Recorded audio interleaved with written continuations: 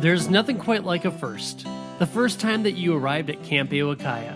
The first time that you felt the breeze coming off Stony Lake. The first time that you sang around the campfire. And today, we're celebrating another first. Welcome to the premiere episode of our Ao-Wa-Kiya podcast. I'm your host, Mike Kronk, and I couldn't be more excited that you're here at the starting line with us. This is a show dedicated to the heart and history of Camp Ao-Wa-Kiya in the Stony Lake Retreat Center, a place where faith meets fun and where lifelong memories are made. Whether you've spent your summers on the high ropes, in the cabins, or you're just discovering this Christ-centered community for the first time, there's a place for you here. In this very first episode, we are pulling back the curtains and going back to where it all began. So, settle in, turn up the volume, and let's head back to the lake.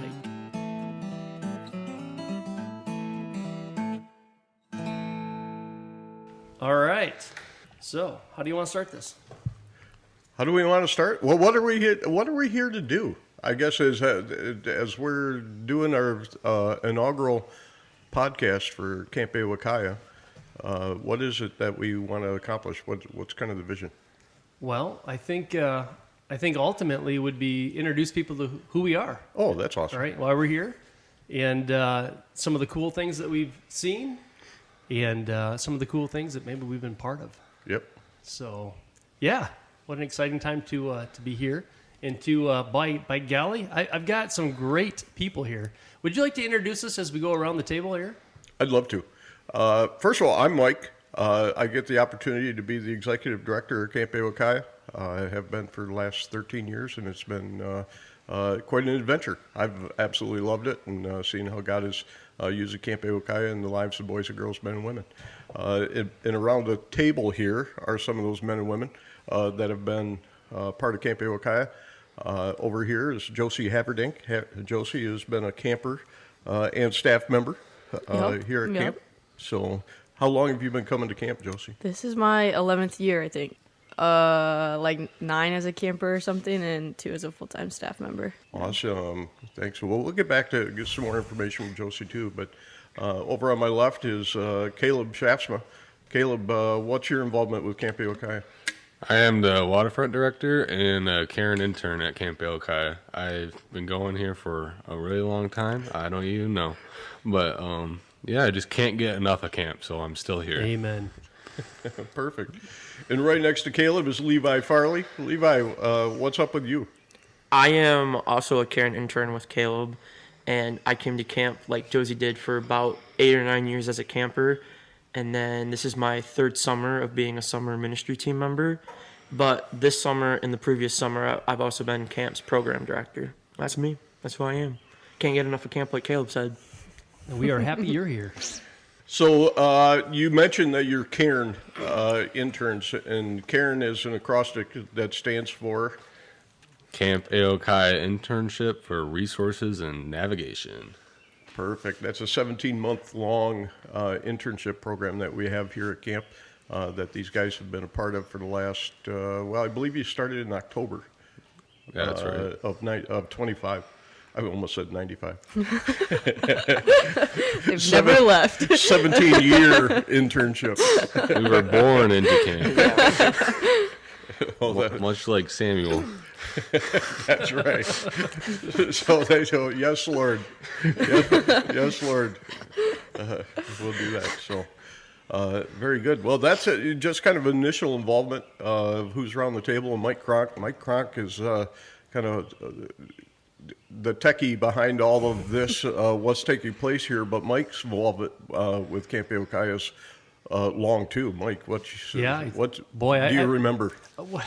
Well, being 52, you don't remember. Well, no, I'm only 51. Obviously, I'm losing it already. Can't even remember it. Yeah. But no, I missed my first year. It was probably the saddest thing looking back. That if you like, I missed something out in my life. What was it? That first year of camp, I was too afraid to come. So probably that other program that we have, the half week, probably would have been my week, way back then. But that next year I picked it up, and one of the men from our church was our cabin leader. And by golly, that just opened the door for the rest of my life to come to camp. And I grew up here. I was the super senior. I still made that age group. So I stuck around for one more year. And then went off. We volunteered for a little bit, got married, had our children, and then just busy for a little while. And then our kids got old enough to come to camp. Yes. That means I get to come to camp again, right? Started all over again. And came and served for quite a while as a counselor. And then one year, my body just says, "You're not sleeping every night. You're not sleeping at all." And so in my mind, I said it was time to move on to a backseat role to camp. And so now my lovely wife is in the kitchen, and she's fulfilling that desire for ministry. And man, who am I to tell God no? So I get to come up here. It's kind of was presented. You can just come and chill and enjoy the lakefront. And instead of doing that, I put myself to work. This is camp. We got things to do here, and little tummies to feed and barns to fix and whatever. So that's kind of my little world. I was supposed to be the podcast producer, and I found myself behind a microphone somehow. So here we are. No, that's all right.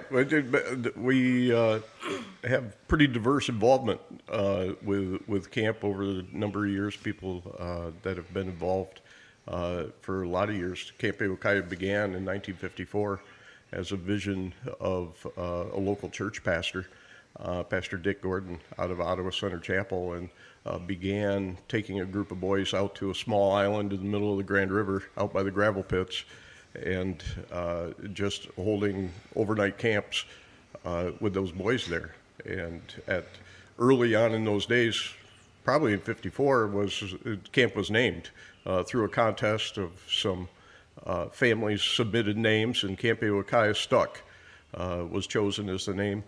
And it's a Native American term that means banded together for a purpose. And we've been holding on to that purpose ever since. The purpose and the mission of camp is to give boys and girls, men and women, a Christ-centered camping experience to enrich their lives spiritually, mentally, and physically. And that's been our vision ever since, is just to make sure that continues to take place each and every year. And we've just continued to be involved with both boys and girls and men and women, because Camp Ao-Wa-Kiya has always existed as a group of volunteers that have come together and to carry out ministry. Over the course of the years, a number of churches grew that were involved in the program. That's where that banded together part came in, is that just churches wanted to have involvement and run a summer camp ministry for the kids in their churches. And so they would go for that week, of whether it was elementary, middle school, high school age, designated weeks, and take their kids and have a great Christ-centered camping experience. So we want to continue that mission on into the future, and it was the vision of those that started it, and we want to continue that on. So if you could think back to that first camping adventure, do you have any wild guess how many kids would have maybe potentially came, and maybe how long that camping adventure would have lasted? The number that comes to mind from what I've been told early from the Gordon family and others involved was probably about 14. Okay. 14 boys, headed out to the island and holding camp. I did have the opportunity to go to the island through the Maranatha Bible Church's day camp program that I was a part of when I was young. And as a reward for the end of that day camp program, Pastor Gordon would take, who was the pastor of the church there at the time, those who, accomplished going through the day camp program out to the island to go to camp. And when I was there were two different lodge buildings, one for girls, one for boys.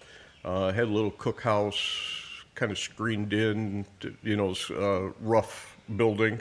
So if the bugs wanted into the food, they needed to crawl and they couldn't fly through. They couldn't fly through, except, they probably still were able to get through. Sure. And so that's where we, held camp and for the day camp program. So I don't know how many days those initial camps were, if they were a full week long or, a couple days long. I'm not 100%, sure on that, how long those days lasted. But when I started going to camp, when I was about 7 years old, because I got to go because my mom specifically was going as a volunteer staff member, so kids of staff members got to start a year early, Cool. kind of thing. And so that's where I started. So my first camp experience was not on the island with Ao-Wa-Kiya. It was when we were renting facility from the state of Michigan down in the Hastings area at the Long Lake, state recreation area down there. And so on Long Lake, Chief Noonday, we did boating adventures out on Gun Lake, kind of down in that area. Yeah. So Camp Ao-Wa-Kiya existed from the early 60s through early 80s there at that site. The state owned properties down in the recreation area down there. And so then moved to our present location on Stony Lake, Shelby, Michigan, in 1983 was the first year here on this property. Okay. Is where we've been ever since. Yeah. What a beautiful spot, too. Yeah. Can't argue with it. So I guess some of the things that I jotted down that we wanted to talk about along the way of what we're doing here is kind of what it is that keeps camp relevant, and what some of your experiences have been in being a part of it, from both a camper's perspective and a staff member perspective, and some of those things. So that come up along the way, and hopefully we have some fun. We'll have some laughs with some of this stuff, and as we do that together.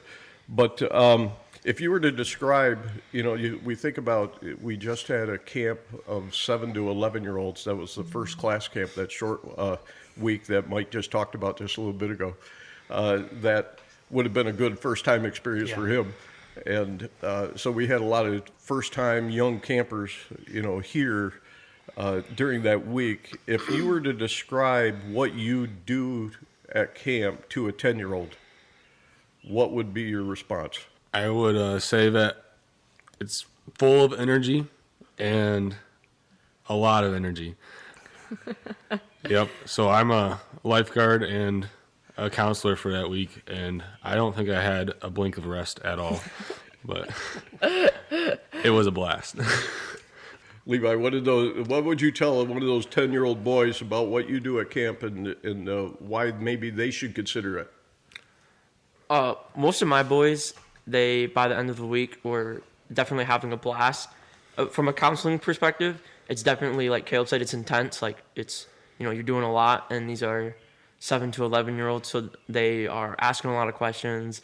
They're not listening very well, and some of them are very homesick. Some of them are only a little homesick, but a lot of them were interested when I was doing my cabin devotions the first night, and I was telling them why I was still at camp and experiencing all of not just the fun stuff, but the life experience and work-related experience that you can get from camp.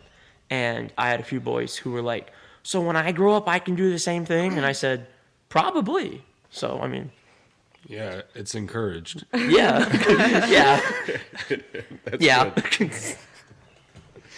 So, being in that secondary role now, you're not necessarily interacting specifically with the kids, but quite often I'm either fixing something or working in the kitchen, and I love to work beside Missy. And so this morning she looked at me and said, "Can you serve the hot chocolate?" And I'm like, "Oh no, not the hot chocolate." But it's easy; it's a super easy job. And so I got all the things together, and I learned years ago how to kind of read the kids. The ones that come up to you smiling, "Good morning," they're already ready to go for the day. They're good to go. And the ones that come up quiet, they're the ones that need that "Good morning, how are you doing today?"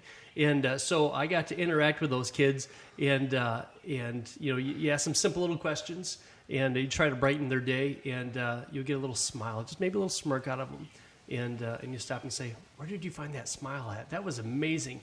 And so it just changes their perspective, at least for a few minutes, and maybe that will change the rest of their day. So learning how to care for kids, even in a secondary role, there's so much to do here, and you don't know where your impact is going to fall in their lives. But hopefully this morning, that smile that I got from a couple of them was a new start for their day, you know. So, but you know, if like with Missy, she'll say, you know, and we've all said it, if you don't have a full belly, you're not ready to go. You're not going to listen. You're not going to learn. That's right. And if things don't work, then everybody's focused on, well, the showers don't work or the water's always cold or whatever. And so then people don't want to come back if the water's cold, right? So we, you know, just those little things behind the scenes. And it's a good fit for somebody who doesn't necessarily want to have that front communication with the kids and have to not sleep all night long for a whole week or whatever. But man, we've got a spot for you here. So, and Josie, you're next. I think the way I would describe it to them and how I have in the past, just being a counselor and stuff, because I always talk about how I'm here for a full summer, and they're like, what? And then basically just saying that I'm here to serve people like them, and just like, I'm like, oh, how much are you enjoying camp right now? And they like freak out, and they're like, so much. I'm like, I do that like every single week. Like, you're not the only campers coming, and that's a good thing. That's a great thing. And so just camp is all about like smiles. And for me as a camper, it was about independence. Because I finally had like a time away from my parents. Like, I love them so much, but it was like, oh, I get to actually do something myself, and I get to choose some things myself. And like with my counselors that I have, like, I'm still friends with them, and I'm still close to them, and they still like mentor me throughout my life. And so that's super special that I now get to do that for campers. And so We have great staff here. There's no doubt. The volunteers always come in with a open heart, a willingness, ready to go, and these guys to my right are amazing. And they do a wonderful job with these kids and with the programs and all that. I've had more time to work with Josie this year. And Pastor Mike, during one of the devotions, you had said, see something, say something, right, about somebody. You know, Josie's one of those that has detail-oriented. There was, I mean, all week long, all summer long, I'm like, hey, Josie, did you? It's like, yep, I already got it, and it's over here. And I remember, I can't think of the one situation was, you probably want to do this and this, just like it's already done. And I'm like, okay, this girl's always thinking about it. So to have people like this, fill in spots, and the willingness to serve, that's huge here. And I see it in all of our staff. And I know that's, the number one thing is Jesus, right? We need to bring Jesus to camp with us so that we can share him with those at any moment, just walking by and there's a kid maybe just sitting by himself. And you don't know why, and you say, hey, how you doing, bud? And that could start that conversation. So it's just fun to see the staff. And a matter of fact, I think I just heard the cart start up. Yep, that is our maintenance guy, Cody Dean. And his heart is just full of Jesus, driving around this camp and serving. So, Yep, absolutely. Yeah, a couple of things that Josie had said when she was talking about how that mentorship that continues to take place even after camp.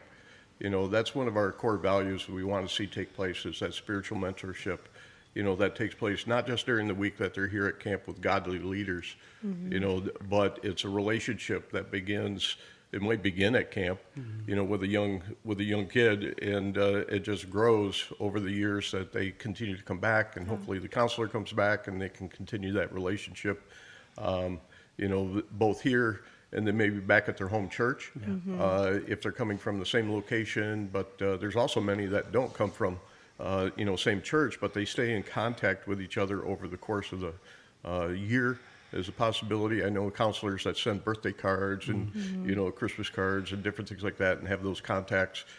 Sometimes social media makes it a little easier for us to stay in contact carefully.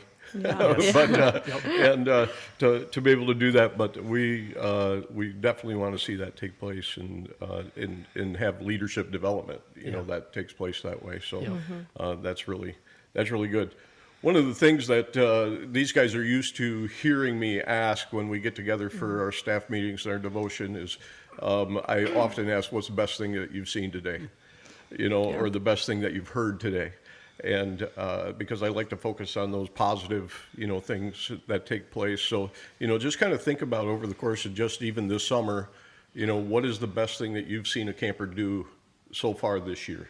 Well, I have two. I have one from specifically this morning. You were asking that question, and my mind immediately went to the story that Mike was telling about doing hot cocoa this morning. And I was actually in the dining hall, and I saw a little girl ask her counselor, "Can I go get a glass of hot cocoa?" And when the counselor said, "Yeah, go for it," I saw her face just light up like a Christmas tree. And she kind of runs over and gets in the back of the line. And to me, that was the end of the story. But now I just heard, Mike talk about filling the cups for her. And I was like, that girl was probably one of those girls that was smiling the whole time, waiting in line, the anticipation of getting the coveted hot cocoa from camp. So that was today. But I think high school week, I saw one of our campers who was kind of sitting off to the side, and I was actually on my way to go talk to this person and be like, "Hey, how you doing? What's up today? What are you doing today?" That kind of thing. And I actually saw Ethan Haney, who's a camper. He walks up to her and asks the same question I was getting ready to ask, and she said, "Oh, I'm good. I'm just feeling a little under the radar right now." And then he walked away, but I could see that the camper that he went and talked to was now smiling, and I was like, I don't have to go talk to that person anymore. I can see that they're smiling and they're feeling happy now, and that just made me feel real positive seeing somebody who, it's kind of awkward for me because I'm 20 now, and only 3 years ago I was a camper. So specifically with a few of the kids or campers, I was a camper with them, and then separately in years either before as a middle school counselor or as my 1 year of a high school counselor, I've counseled with a camper who I was a camper with. So it's kind of like a weird dynamic. And Ethan was one of those guys. It was like we were in middle school together for, I think, a year, and then we were in high school together for a year or two.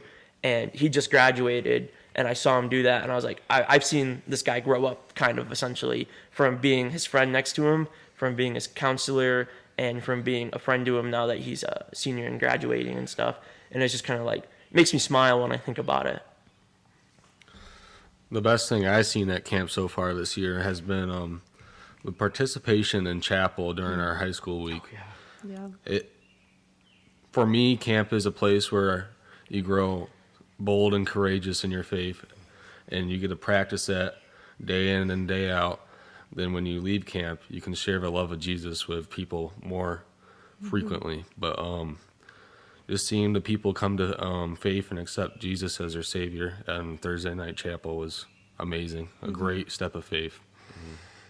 Yeah, I think we had right around 16, 17 kids that we heard, accepted Christ for first-time decisions in their lives, and then another 30 plus that, made further commitments, in their walk with Christ over the course of the week. That you said, the participation in chapel and the engagement that they're seeing, in chapel. One of our core values at camp is encountering Jesus 7 times a day at camp, right? And we could go around the table here and name those 7 times. We've got 3 meal times when counselors give devos at the end in prayer. So there's 3. 2 times at the cabin, a personal devotion time, and a cabin devotion time. So there's 2, and then we have 2 chapel times, morning chapel and then evening campfire chapel. So 7 times a day. And that is one of the values that goes back to the very, very early days of Camp Ao-Wa-Kiya, is that it was very intentional that 7 times a day there's going to be an encounter with Jesus. And so that participation in chapel and participation in the personal devotions and cabin devotions and all those times make a huge difference in that decision-making process of drawing nearer to Christ.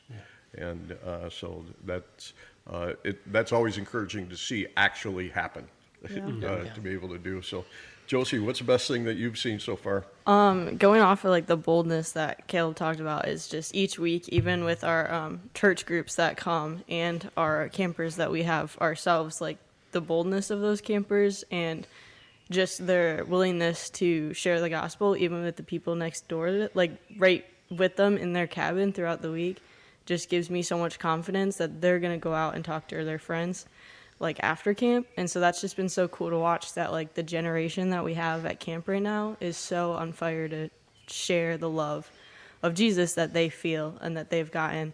And so that's really cool. And then even looking at, the 7 times that you encounter Jesus, we also, like, even in our craft times and our rec times, like, we have people cheering each other on. We have people loving each other like Christ. So, like, it's not just those 7 times. It's all day long, 24/7 at camp. So. Yeah, that's a good point.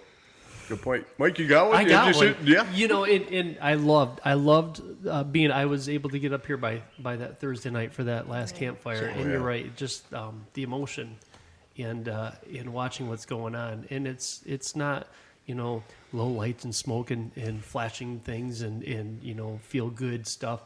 This is between you and God. Yeah. So, but one of the things I want to mention when I was walking around, getting some video that we're making for a promotional video, I was trying to find people in their quiet times, you know, and they're out around different places on the property, and I came across a counselor and a camper, and they were sitting on the sidewalk up by the 5 Pines, and they were both sitting Indian style, facing each other, holding hands and praying, and that's what it's about. That's special. Yeah. Yep. Very cool.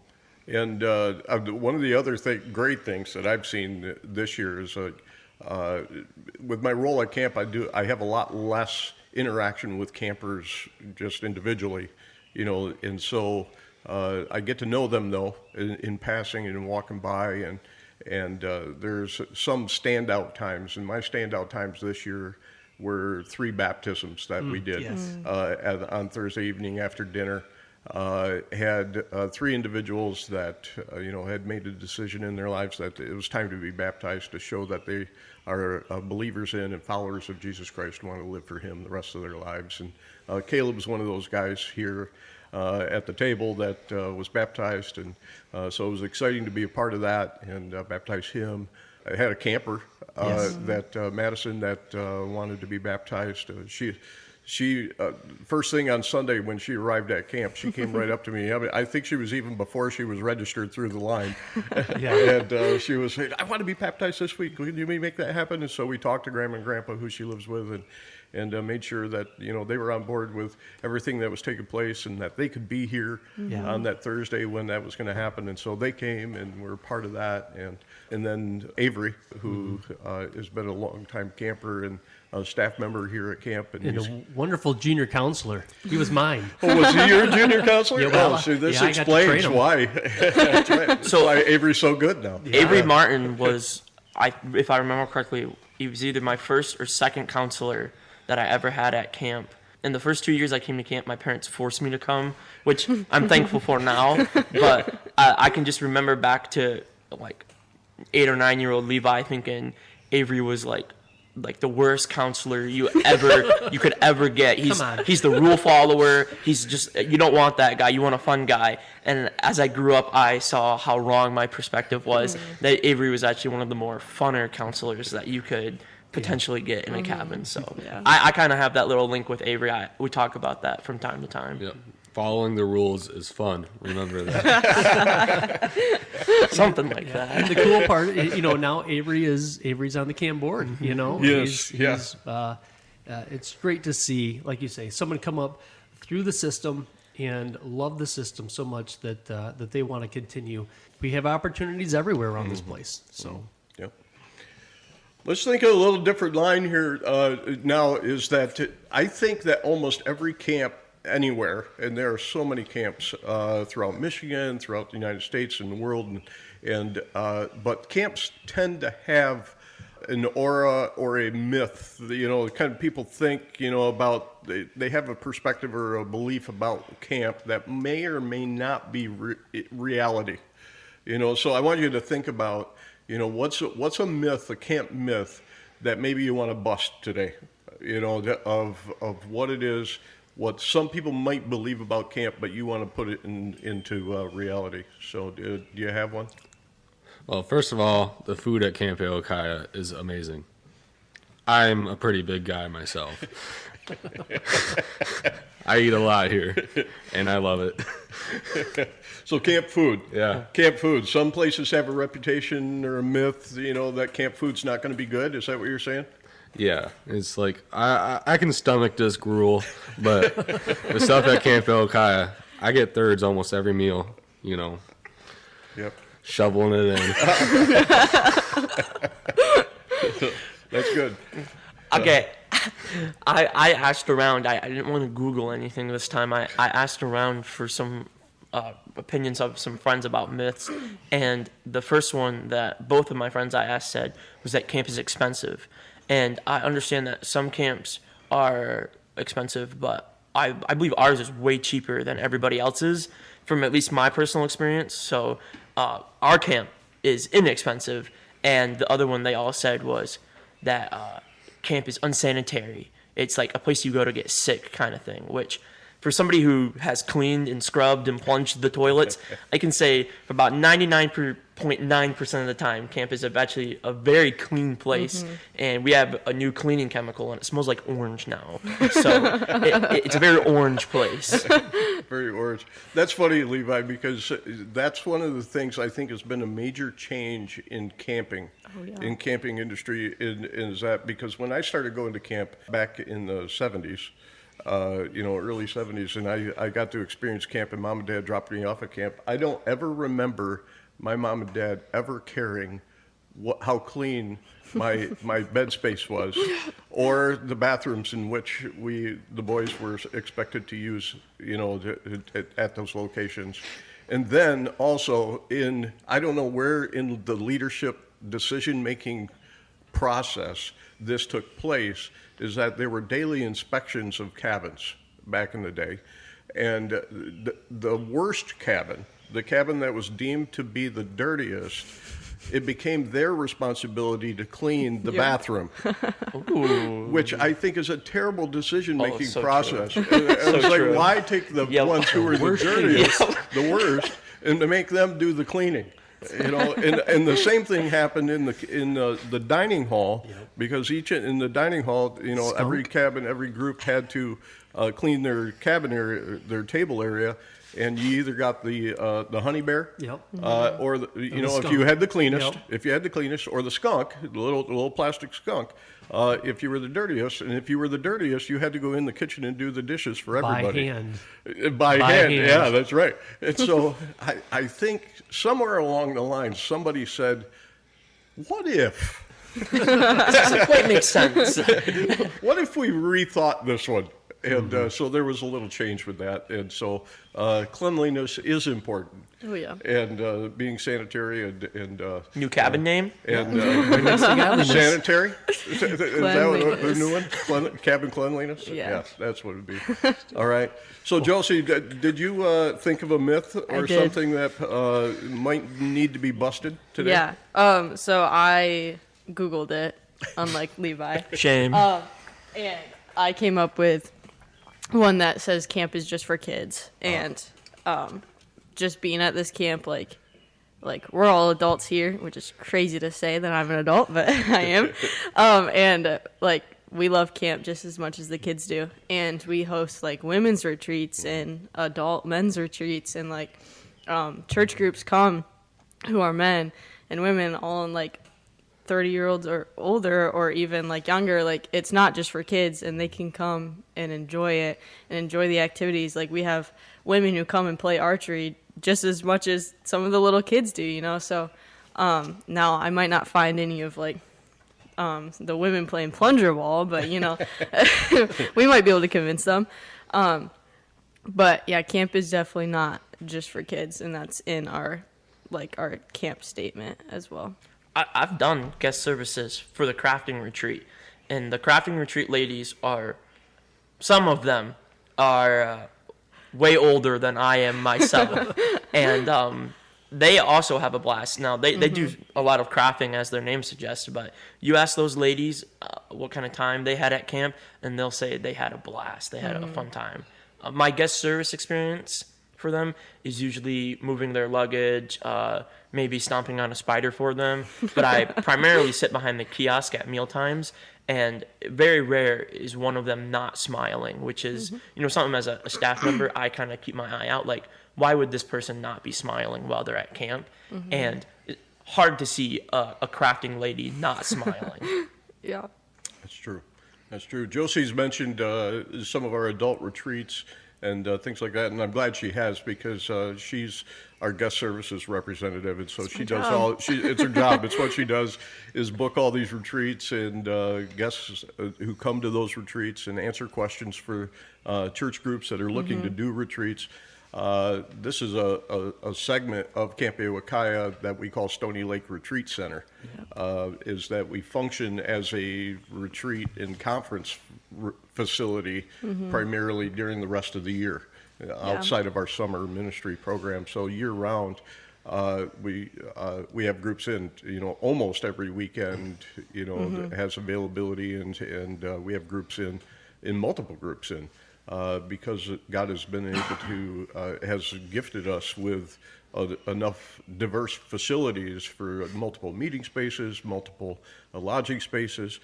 We often eat meals together. The groups that are here, sometimes 2 or 3 different groups from different areas, and eat meals together, which everybody seems to still enjoy, to just get to know others that are here on camp property. But that's part of what Josie does, is be our representative to our guest groups, and booking and scheduling and taking care of all those things. As Mike mentioned, what she does earlier, of anticipation of things that need to be done, and so she's acted as my assistant over the course of the summers, and is my voice to a lot of our guest groups. So oftentimes I ask her what needs to be done, and she said it's already done. Well, she'll send you an email before you send it to her. So That's right. So she'll answer that question before you even ask it. Yep. So yeah, I do have 2 real quick things. One is camp runs itself.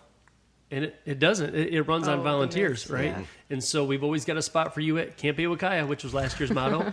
And then the other one is camp's boring. What do you just go to a camp in the woods? A tent and But no, we've got anything from singing and praising, right? But we've got rock wall, we've got high ropes, zip line, we've got shooting sports, plunger ball, water, anything, plunger ball, kayaks. A giant floating iceberg. Yes. Handcrafts, sports. We got an indoor facility that you can play anything you want to in there. We got Gaga Ball if you need it, and that's a hot topic around here. So we partner with Stony Lake Stables, which is right down the road, for a horse program. That we can go do some trail riding. We have kids that sign up and go down for trail riding. And so it's a great way to have a horse program that I don't have to have horses on site here. And, but cows? Just no, cows. Yeah, that's true. We did have one morning when 2 cows wandered through camp. Yeah. So it was a fun morning. It was. That was interesting. And I think the big part, how many feet of lakefront frontage do we have here? Yeah, we've got 1,000 feet of lakefront on Stony Lake. And it's full of sailboats and kayaks and speedboats and swimming area, and you name it, we got it. So. Yeah, we have a channel that goes out to Lake Michigan. That's canoeable, kayak, paddleboards, to be able to take that trip down there to a beautiful beach down there that we can enjoy Lake Michigan. That's one of the things that we used to take our full camp out to Lake Michigan on Wednesday night.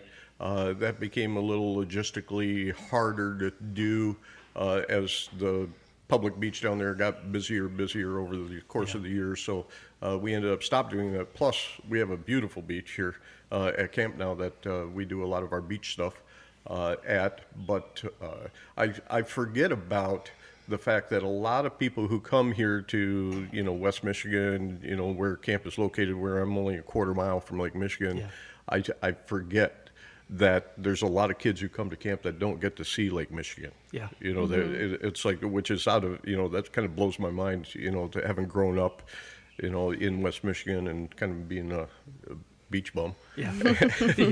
and go as often as we could. So we do live in a gorgeous section, near the sand dunes, and on 55 acres here on Stony Lake is a great place to be. Yeah.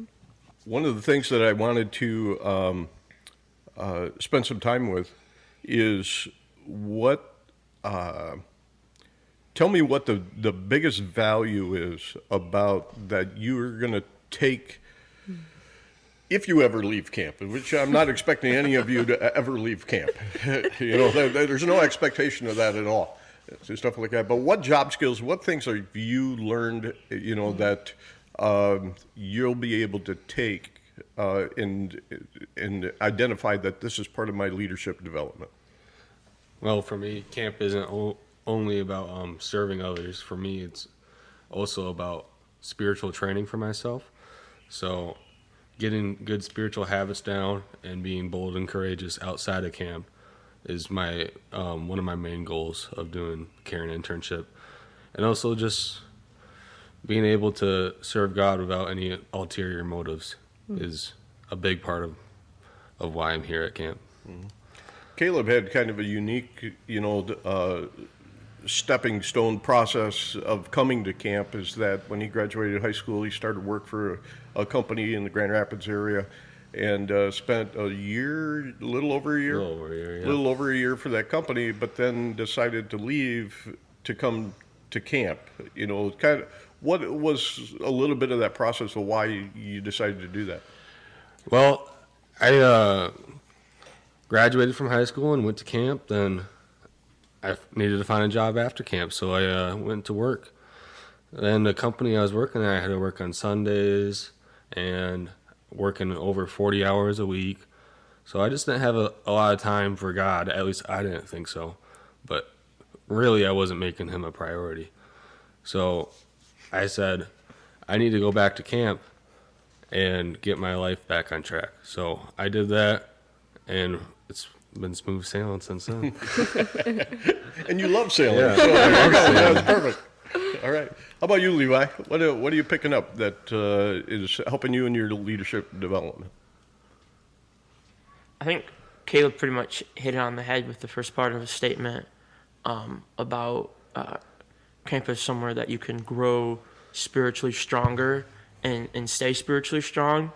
And I definitely associate with that quite a bit. But also, like, when you come to camp, you come with the mindset of you're going to work to serve others, and it's not always going to be easy. And sometimes there's no sugarcoating it. It's going to be hard. And in my mind, I guess that's a thought I've become numb to just from doing all my summers so far. And now my Karen is that I kind of lost the idea or the weight of the idea that working here isn't just for me or my friends. It's that I'm serving, and I put my head down and I go when I go, and I work. And sometimes I need to stop and slow down and just remember that, hey, I'm not here just for me, my friends. I'm here serving, and I don't forget that. I just think it's something that I need to think about more often, and that's something that I start telling people now. Because I'm older and I'm no longer as dumb as I was when I was a high schooler, and I have a bit of a better perspective on it. Is when people ask, well, what do you do at Camp Levi? I go, I serve other people and I bring glory to God. And Caleb said that when he goes out of camp, that's something he likes to or is working towards, is being a more active Christian outside of camp. And I've definitely picked up on that quite a bit. And the easiest way with that are our camp shirts, in my opinion. Our camp shirts, I have one that has hot air balloons on the back that says "Look Up." But 2 years ago, we had a Stand Firm theme with a lighthouse on the back, and our Beach Day Relay champion shirts. Those are shirts that I love to wear out in public, and I love to wear them because people stop and ask me, what's going on with your shirt here? And specifically at the little farmer's grocery store in Ionia, I've been stopped this past spring 3 times. I was stopped, and people were like, what's this Beach Day Relay thing? Or what is the lighthouse on the back of your shirt? And I've been able to share with people that, hey, this is a Christian, summer camp that I grew up in, and it changes lives, and, you grow closer to Jesus. And for the one guy specifically, he was like, there's a Christian summer camp up there. I lived up there my whole life and didn't know it existed. And I was like, yeah, north of Muskegon, 40 minutes, south of Silver Lake, 15 minutes, Camp Ao-Wa-Kiya right there on Stony Lake. And he goes, I drove by that place so many times. I didn't know there was anything there, and I go, we're here, we're living, we're happy, and we're sharing the good news. Very good. Josie.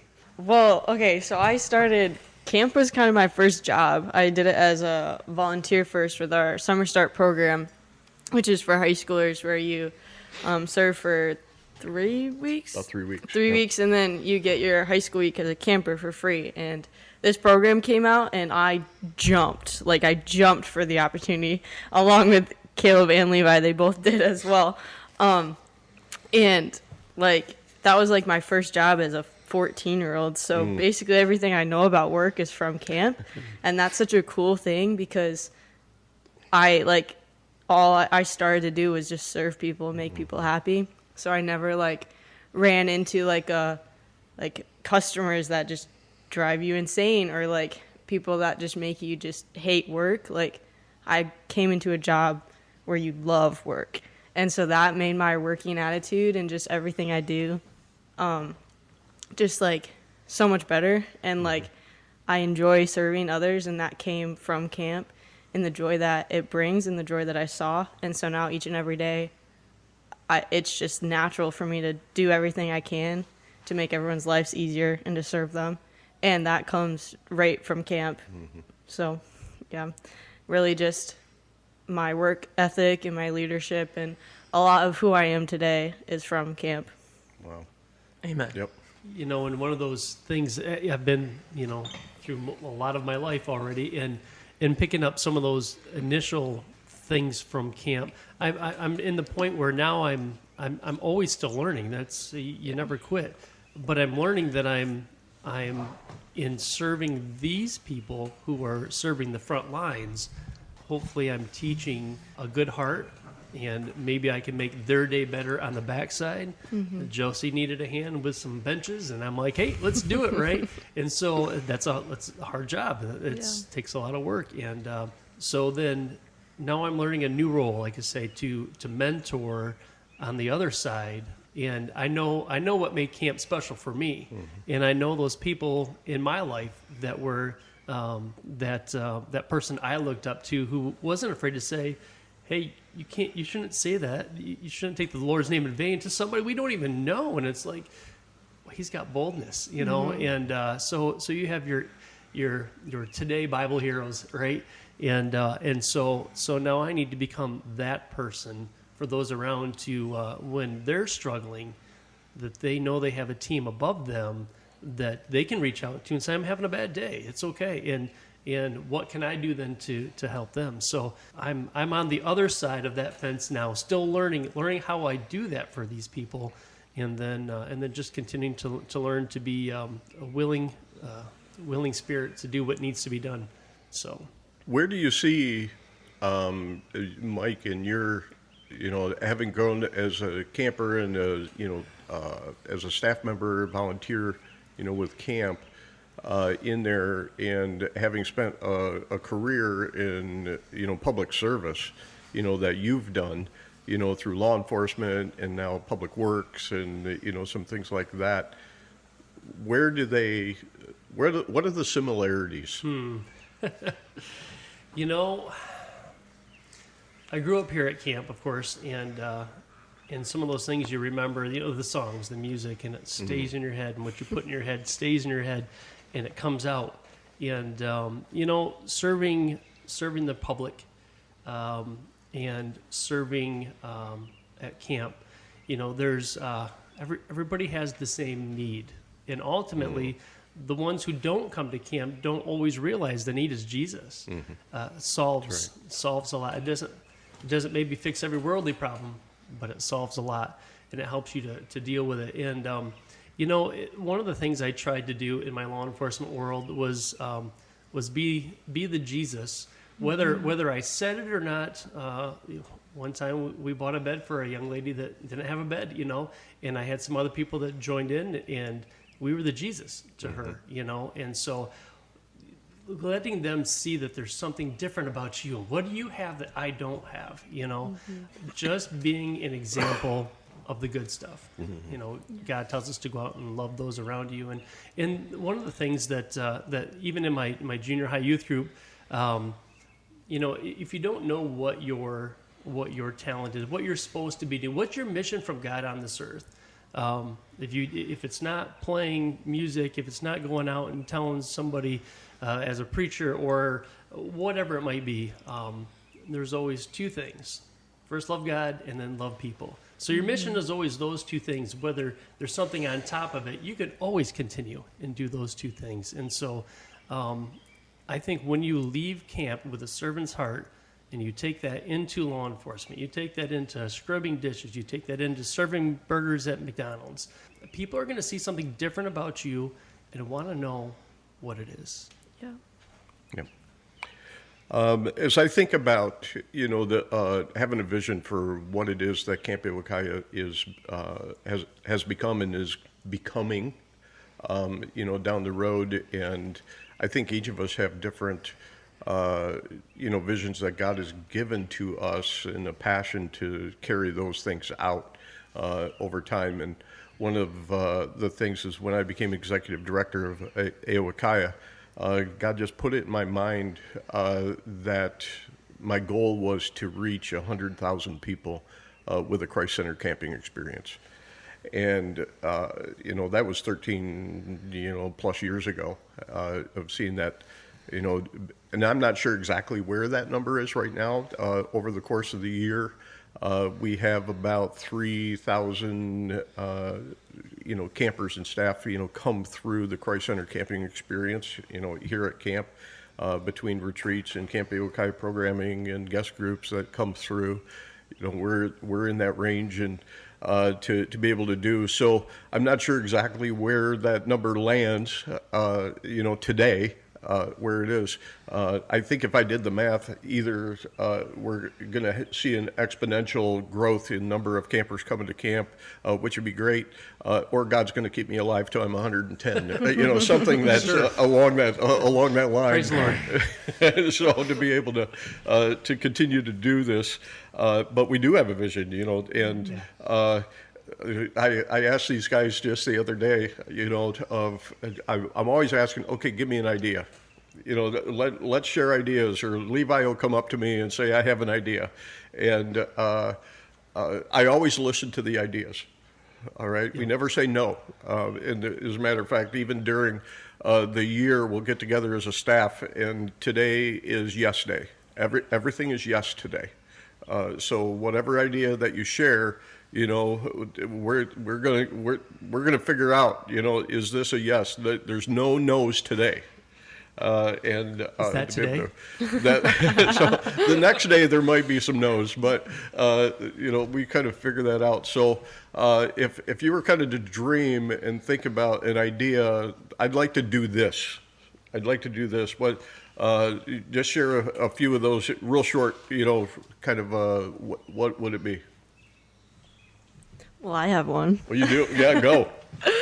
So I may have been snooping around Pastor Mike's office a little bit looking for something. Oh, no.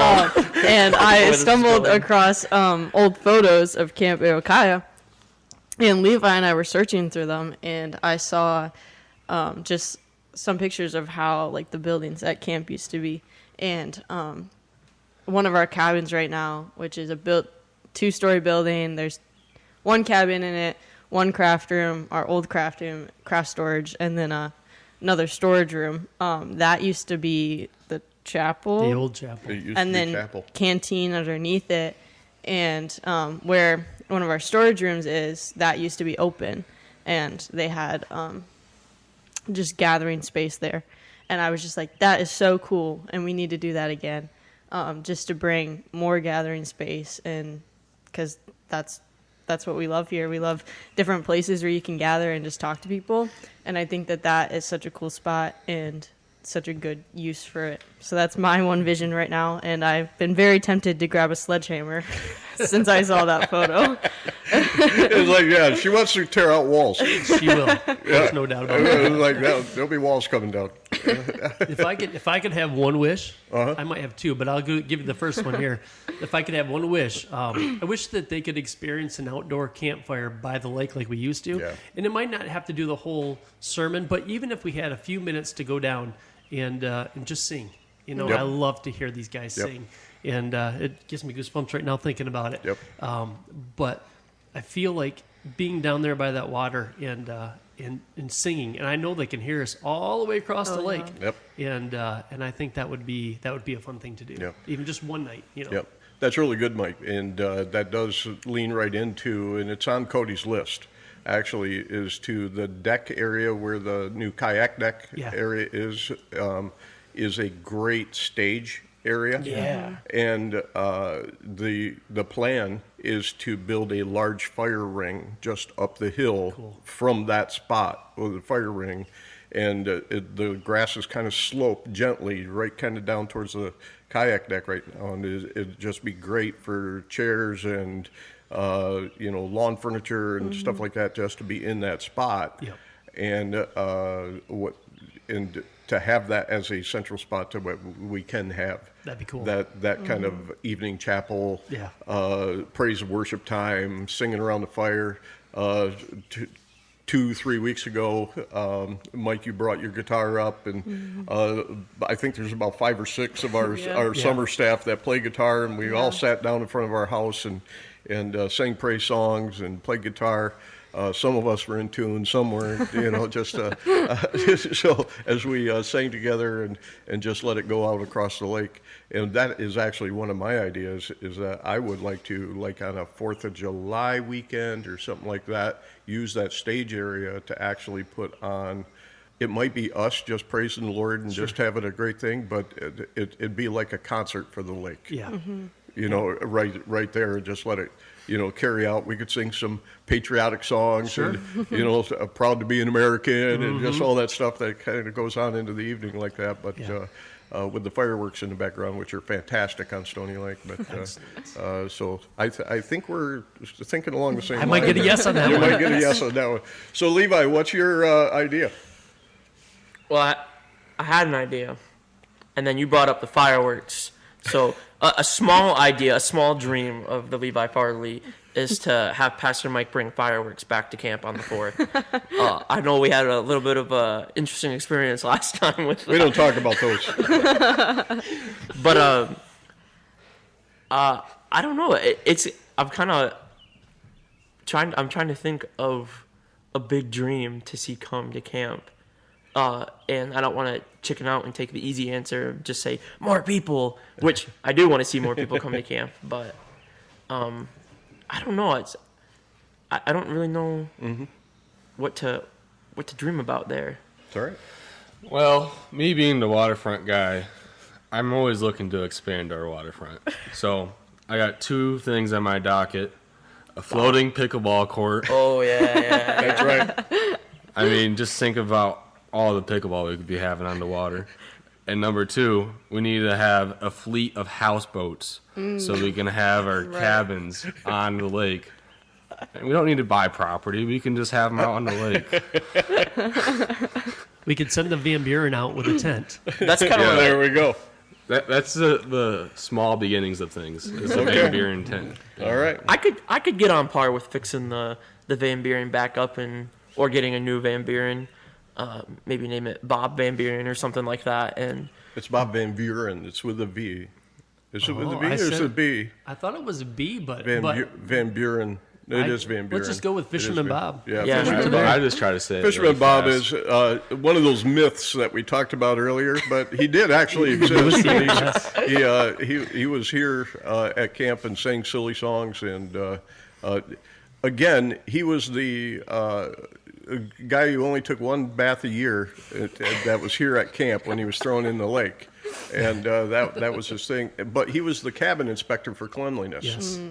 Again, back to that decision-making process. I don't know what that was all about. And so it was just kind of interesting. I do got one more.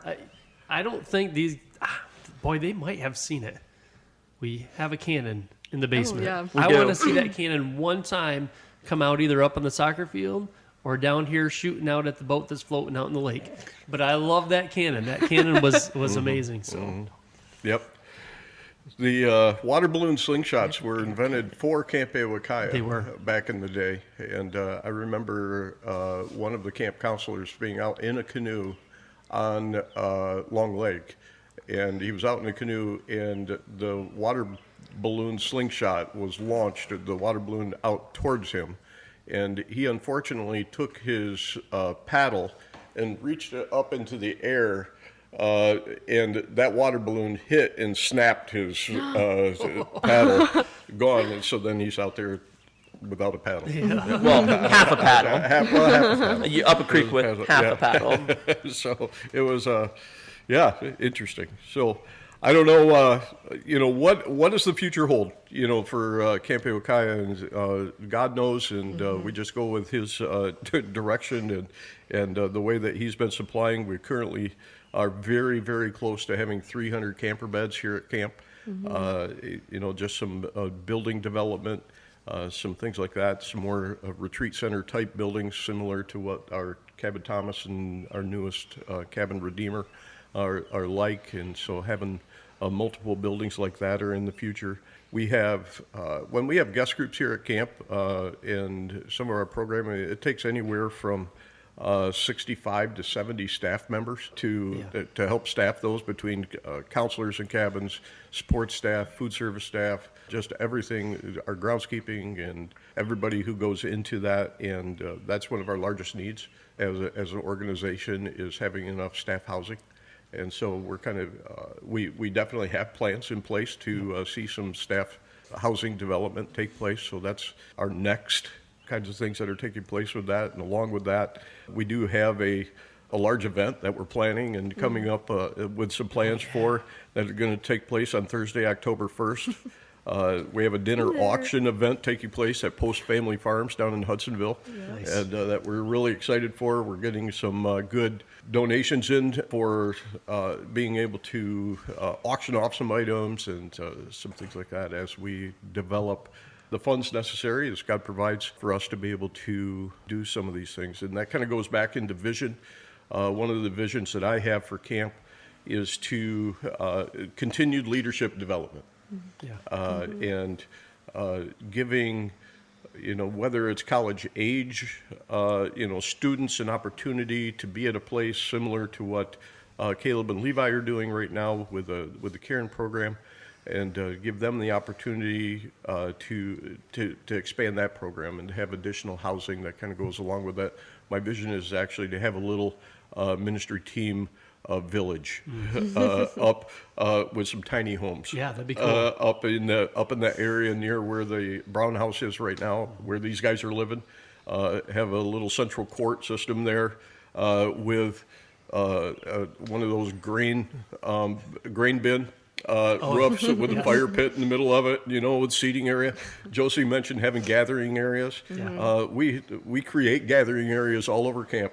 And I actually had somebody asking me about this the other day, a staff member from one of our guest groups, and they said, well, why do you have all these, little fire pit areas with chairs around them and things like that? And it actually wasn't from a guest group. It was from our state licensing consultant. I was sitting in one when he showed up. And so I was sitting in the chair, and he came and he sat with me, and he says, why you got these all over the place? And I said, it's so that we can have conversation. Camp is all about relationship. One is that we want relationship in a Christ-centered camping environment to encounter Jesus 7 times a day, and I talk to him about 7 times a day. And then we want that relationship with camper to counselor, camper to camper, counselor to counselor, everybody in relationship, so that we create these gathering areas so that we can just sit and stop and talk. We're presently sitting in one of my visions of building usage. Here at camp, we're inside over 100-year-old barn that was renovated over the course of this last year. To create, the inside still looks like a 110, 120-year-old barn. But a cleaner one now. It is cleaner. And it's got bathrooms in it, and it's got, a great facility.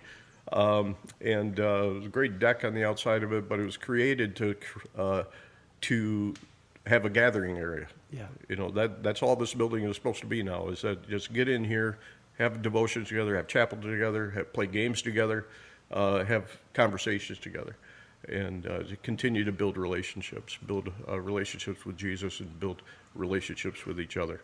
And so we want to see that continue on. and as we continue to develop the site that God has given to us. Yes, definitely. You know, and if you haven't been here, there are times when we're slow. And if you're in the area, call ahead and see if I can get a tour. And you know, for the people who went to camp when I was here, that long sandy driveway that goes right up to the top of the hill that you had to make 3 runs at is not there anymore. That's right. Because the Five Pines building is there. And this barn is it's beautiful. I do see one little cobweb we must have missed over there. But yeah, the change, as you were talking about, how does camp change? How is it looked at? How do we keep it relevant to people? And part of it is the facility itself. And we went from a summertime only to an all winter long kind of program that we can do. And then once again, just making places comforting and inviting for people to just sit down and enjoy. And you won't be bored. You won't be sad. Camp is still camp, but camp just keeps getting better. So, and we love our groundskeepers, whether they're in the background. Hey, it's okay because There's work going on. yes, Yeah. and they're working for Jesus is what they're doing right now. Yep. So they'll also get fed. But That's Jesus one of the is number perks. one. Yes. That's one of the perks That at is one of camp. the We get perks. several perks. You get food Yeah. Housing. 3 times a day. Well, not just 3 times a day. There's an overflowing amount of food. That's a good camp theme. Good camp theme overflow. We'll have to chop Stuff that down for next year. So you get camp clothing. Yes. That's a perk. Yeah. All right, you get a perk. I have like 30 T-shirts from just working here. You can make a quilt. I could. Yeah, you could. And- So and that's a handcrafts. perk. Yep, that's a perk. Another perk is all coffee 24 hours a day. Always. Always, you know, Hot chocolate. that's always going on. And so Hot chocolate machine. hot chocolate Yes. machine. And so that's some of the perks. What's another perk, Josie, that, you know, you come to camp and this is like this is a perk. It's beautiful here. There you go. Even when it's raining, you can sit on our covered dining hall deck and just listen to the rain and watch it on the lake. There's just like everywhere you go, Yep. it's beautiful. Beautiful. The grass is green because we have sprinklers here now. Not like when I was a kid where you can't still wear, just bare feet around here. But if you had to, it wouldn't hurt as much as it did back then. That's right. Yep, green grass. The air is usually pretty fresh around here, but That's true. we have a lot of Canada fires right now, so A little smoky yeah, a around little camp. smoky. Yep. Levi, any perk comes to mind? Oh, yeah. How long do we have? I got a lot of them. You get to work with. Okay. One of the negatives is our executive director. No, man. I'm kidding. No, Josie, boom, location. Oh, yeah. We can kayak and canoe to Lake Michigan. We can go sailing in the sun on the lake here.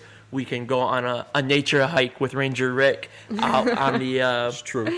the trail back there. If you're a girl cabin, a few of the girl cabins, I've never been on a retreat to use a girl cabin like in the winter. Especially not at all in the summer. But a few of them are very lucky because on a nice summer morning, when the sun comes up, it's this nice, beautiful lookout from your cabin window. And you just get to look right across the lake. And it's like, we don't have that up in Boyland. We have smelly underwear and trees. No air conditioning. No air conditioning. And no air conditioning. That's But true. like the cabins, some of the placements for them are spot on for that. Beautiful.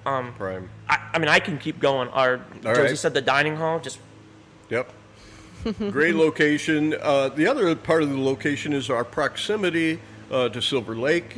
yeah. We get to go for ice cream at several different locations and do that. Proximity to great fish that we get to eat and all kinds of good things that are taken, and chicken wings. Chicken shack. Yeah. So now that you said that, now we're sponsored by. I got to go talk to. I got to talk to Craig up in Silver Lake. So, yeah. Well, Mike, what do we do? I'll tell you what, this has been fun. And I know that now that we've done our first one, that I'm hoping to come back, right? We're going to do this again, and whether it be this group or other people coming back in to maybe some reminiscing that might go on. And so I guess at this point we would thank you for hanging out with us. And we would hope that you would come back and chill out with us again. Make sure that that next time you grab your favorite coffee first, or your favorite soda pop, and you kick your feet up and just enjoy. You know, we could go on for hours, and we talked about that, but we really got to the point where we're like, who are we? What are we? And this is what we do. We love Jesus, and we just want to share it. So we don't want to take it all up in one setting. So we'll be back. I have Come one back. question though. You do? What are we gonna name this podcast? Oh, it has to have a name? It has to have a name. It has to have a name. All podcasts must have a name. Ao-Wa-Kiya Entrepreneurs.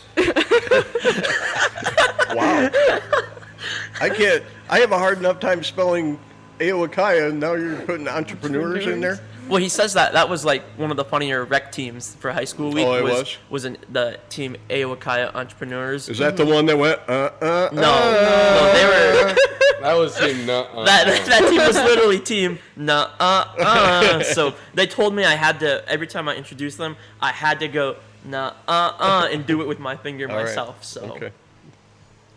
Well, I guess that's a challenge. I'll tell you what. We'll put this podcast out on the website, and maybe we'll ask take for suggestions. Yeah, exactly. So Yeah. if There you we made go. it this far, and you know what the contest is, I guess put it down in the comments, and we'll take a look at it. This will be the No Name Podcast or something for the first Well, one. hey, there was a contest to name camp back in 1954. There we Name go. the podcast now. Yeah. Yep. Yeah. So there might be some prizes involved. A shirt. Eternity. a free tubing trip around. Thanks, Mike.